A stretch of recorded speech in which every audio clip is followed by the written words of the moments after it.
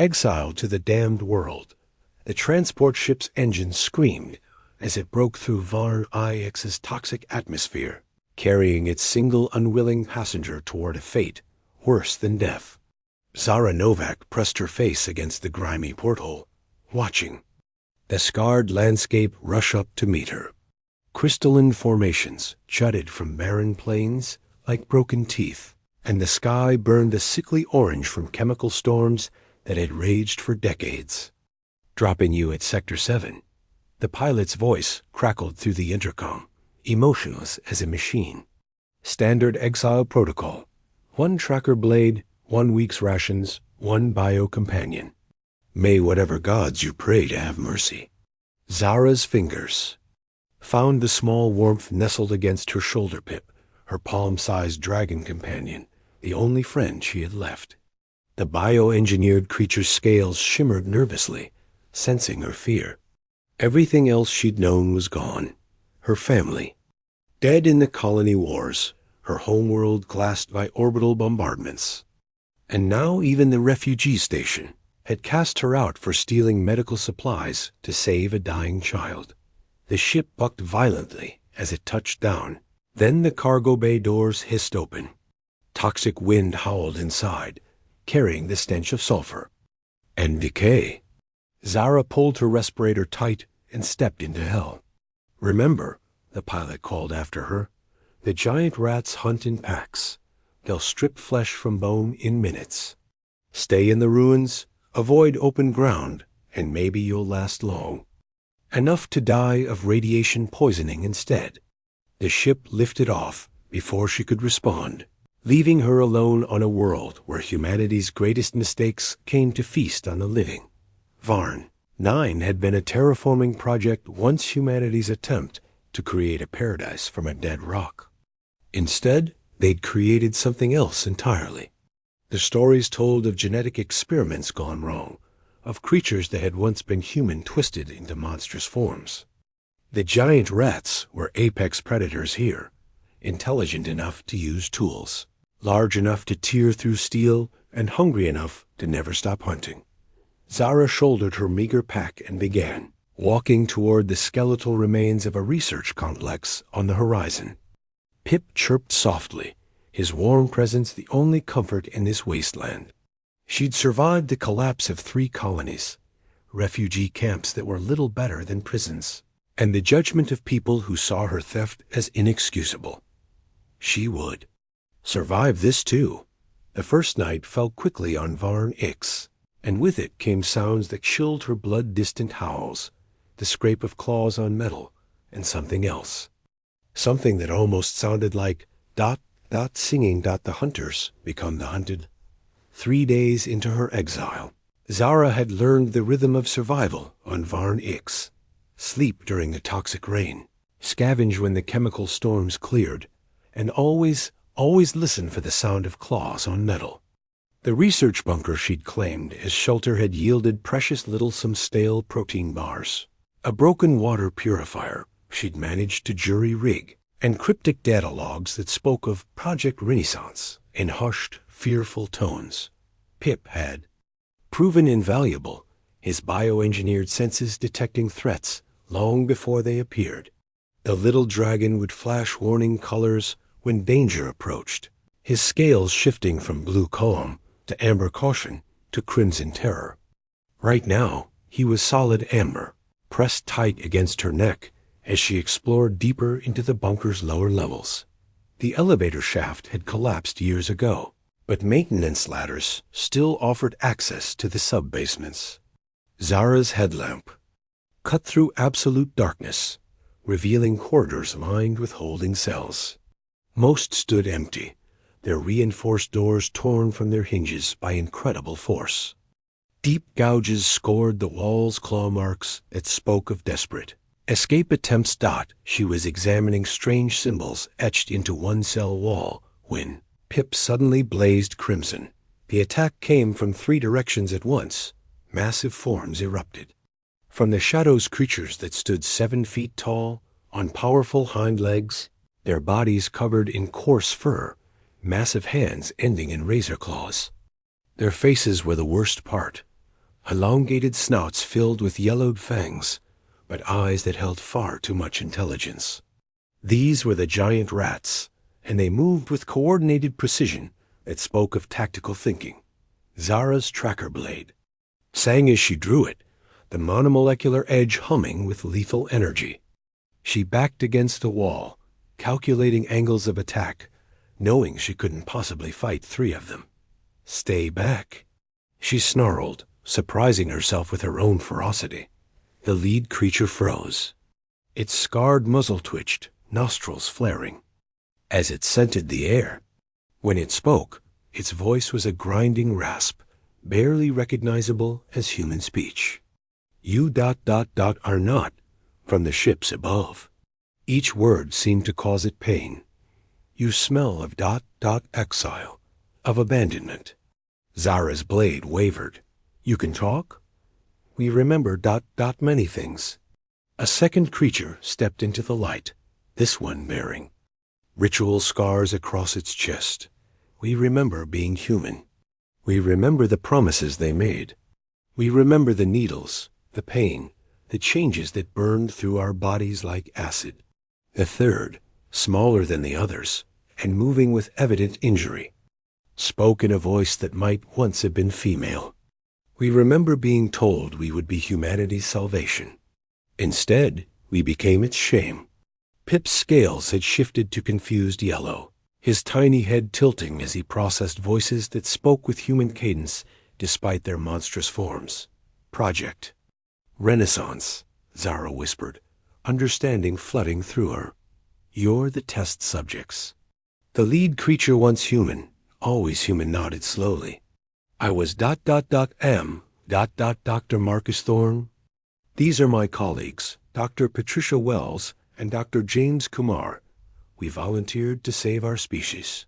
They made us into something that could survive anything: radiation, toxins, extreme cold, extreme heat. But they forgot to consider whether anyone would want such salvation." The truth in broken voices, the makeshift camp in the bunker's old cafeteria. Felt surreal, a human refugee sharing salvaged rations with three creatures that defied every natural law. Marcus, Patricia, and James moved with careful deliberation. Around Zara, their massive forms surprisingly gentle as they tended a small fire built from chemical tablets. Pip had relaxed enough to explore, fascinated by beings that smelled human, but looked like monsters from ancient nightmares. "Tell me what really happened here," Zara said, offering Marcus a protein bar. He examined it with claws that could shred steel, then carefully tore open the wrapper. "Varn Ix was supposed to be humanity's answer to the colony collapses," Marcus began, his voice growing stronger with use. "The outer worlds were failing: plague, war, environmental collapse. The Terran Council commissioned Project Renaissance to create humans who could survive anything. Enhanced metabolism, radiation resistance, improved sensory organs, redundant organ systems." Patricia lifted her scarred muzzle from a water container. "They told us we would be heroes, pioneers of a new kind of human that could reclaim the dead worlds." Her laugh was bitter, an inhuman sound that nonetheless conveyed very human pain. "They didn't mention the psychological impact of watching your reflection change day by day, of feeling your bones lengthen, your skull reshape, your very identity dissolve." James, who had been quietly sorting through technical equipment, looked up. "The process worked too well. We became capable of surviving environments that would kill baseline humans instantly. But we also became ... this." He gestured to his transformed body. "The council decided we were too dangerous, too unsettling. They classified us as experimental failures and abandoned the project." "But you're still human," Zara protested. "You think, you feel, you remember. Tell that to the propaganda broadcasts." Marcus snarled, revealing fangs that could crush bone. "We've intercepted their transmissions. To the rest of humanity, we're cautionary tales. Monsters that prove genetic enhancement is too dangerous. They use our existence to justify their policies of genetic purity.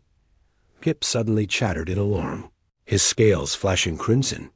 Through the bunker's broken windows came the sound of approaching engines, multiple aircraft, moving in formation. Patricia's enhanced hearing caught sounds beyond human perception. Transport ships, heavily armed.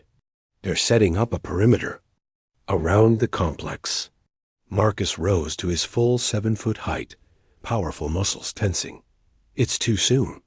They weren't supposed to come for another month. Come for what? Zara demanded, but even as she asked, horrible understanding began to dawn. James was already moving to a hidden panel in the wall, revealing sophisticated scanning equipment. Your biosignature is unusual, he said, running detailed scans. Enhanced. Cellular structure, foreign protein markers, subcutaneous implants that appear to be... Oh no. The display screen showed Zara's internal structure in alarming detail. Threaded through her nervous system like a parasitic web was a network of microscopic devices, dormant but unmistakably artificial. They didn't exile you, Patricia. Whispered. They sent you here as a delivery system. Marcus turned to face her, his intelligent eyes filled with ancient sadness. You're carrying the Phoenix Protocol, a targeted bioweapon designed specifically to kill enhanced humans. The moment you arrived on Varn X, you began broadcasting location data and biological signatures. Those ships aren't here to rescue you. They're here to collect the data and trigger the final purge. The choice that defines humanity. The command center buzzed with hostile energy as Zara worked frantically at the ancient terminals, her fingers flying across interfaces designed for claws rather than human hands. Outside, the sound of gunships grew closer, their searchlights carving through the toxic night like predatory eyes. Marcus stood guard at the main entrance, while Patricia and James gathered equipment from hidden caches throughout the bunker. How long do we have? Zara called out, not looking up from the bioscanner readings that showed the Phoenix Protocol threading through her body like a virus of metal and malice. 20 minutes, maybe less, Marcus replied, his enhanced hearing tracking the approaching forces. Commander Brutus Kane is leading the operation. We know his voice from intercepted transmissions. He's the Council's specialist in what they call enhanced cleanup operations. Pip crawled across the scanner display, his small form glowing as bioluminescent patterns flared across his scales. The little dragon seemed to understand the gravity of their situation, his usual playful nature replaced by fierce determination. I've found something, James announced from a secondary terminal. The Phoenix Protocol isn't just a weapon, it's a test. The Council wanted to see if enhanced humans would sacrifice a baseline human to save themselves, or if we retained enough humanity to protect her even at the cost of our own lives. Patricia's scarred face twisted with disgust. They're still experimenting on us, still treating us like lab animals whose behavior needs to be observed and catalogued. Zara's hands stilled on the keyboard. The bioscanner showed the weapon system was now actively charging, feeding off her body's electrical system. In approximately 15 minutes, it would release a targeted electromagnetic pulse that would disrupt the neurological systems of every enhanced human within a 50-kilometer radius. They would die in agony, their transformed bodies finally failing them. There's a way to stop it, she said quietly. The removal protocol is here in the system. It would require surgical extraction of the implants, but it's possible. And let's do it, Marcus said immediately. It would kill me. The implants are woven through my central nervous system. Remove them, and I die.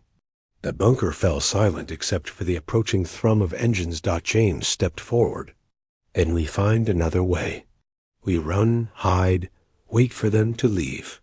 They won't leave, Zara interrupted.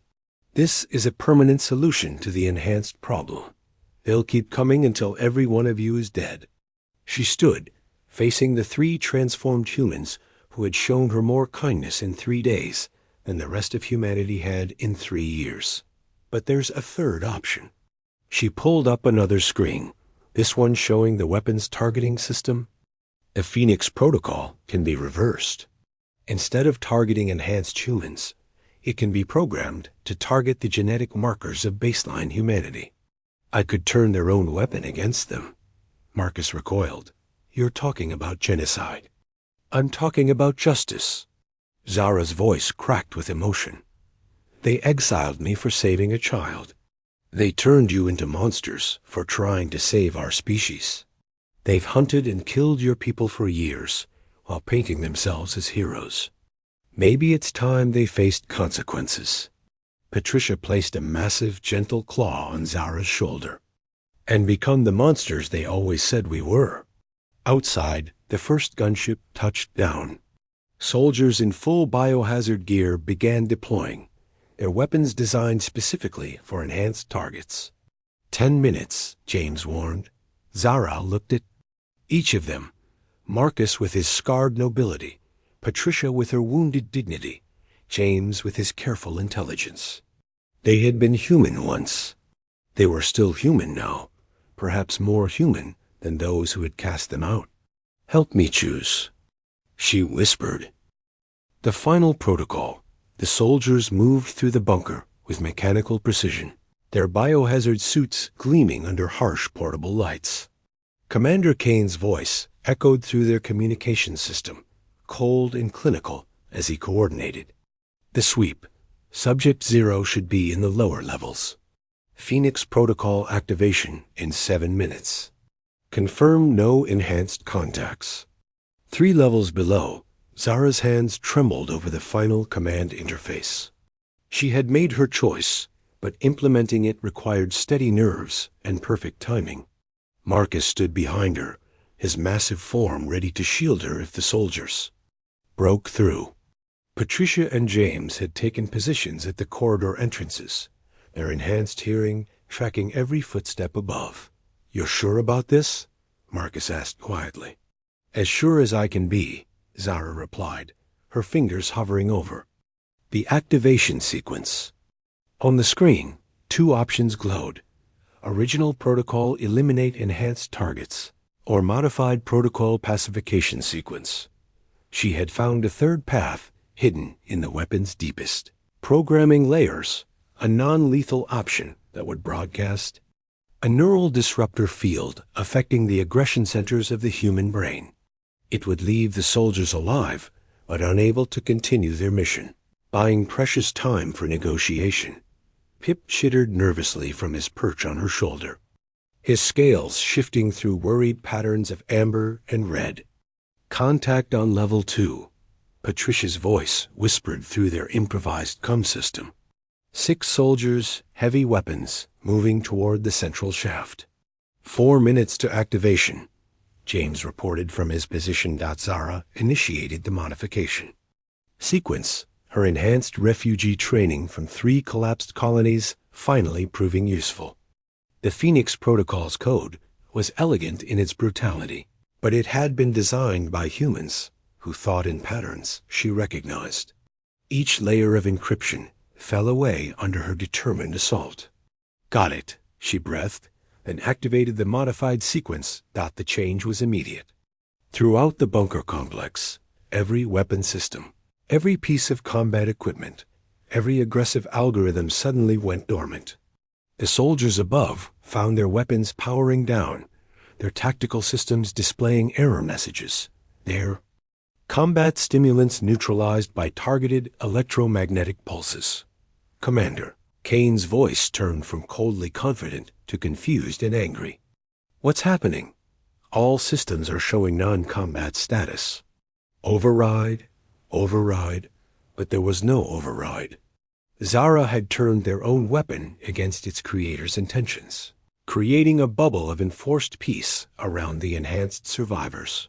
Marcus was already moving, his powerful legs carrying him toward the upper levels with inhuman speed. They're helpless, but not unconscious. We need to talk to them before they regroup.